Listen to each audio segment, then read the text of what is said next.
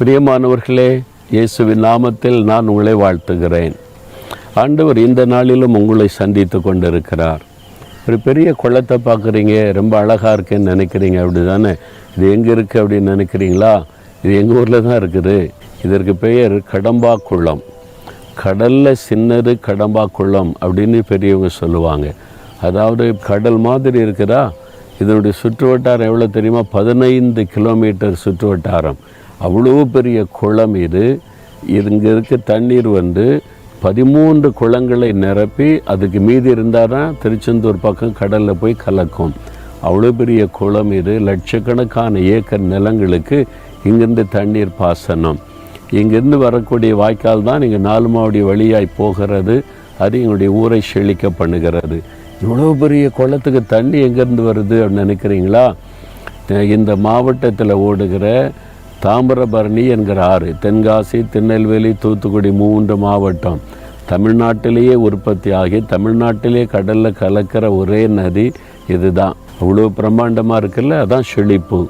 அது மாதிரி இயேசு என்கிற அந்த நதி, அந்த தண்ணீர், ஜீவ தண்ணீர் நம்முடைய வாழ்க்கையில் வந்துட்டால் நம்முடைய வாழ்க்கை எப்போவுமே செழிப்பாகவே இருக்கும்.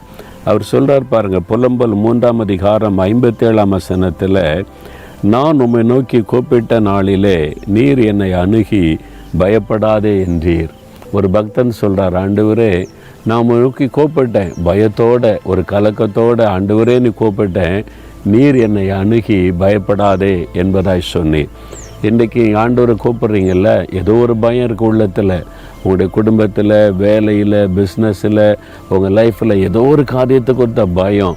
ஆண்டவர் சொல்கிறாரு, நீ பயப்படாத, என் மகனே நீ பயப்படாத, என் மகளே நீ பயப்படாத, நான் இருக்கிற உனக்கு என்பதாய் ஆண்டவர் சொல்லுகிறார்.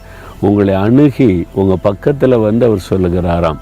உங்கள் மேலே கை வைத்து சொல்லுகிறார், எதுக்கு பயப்படுற, நான் இருக்கிறேன் என்பதாய்.